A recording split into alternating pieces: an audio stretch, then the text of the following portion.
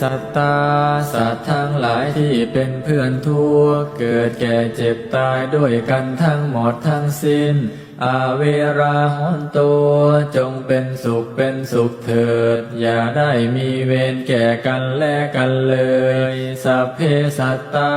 สัตว์ทั้งหลายที่เป็นเพื่อนทุกข์เกิดแก่เจ็บตายด้วยกันทั้งหมดทั้งสิ้นอาภัยยาปัชชาหนตุ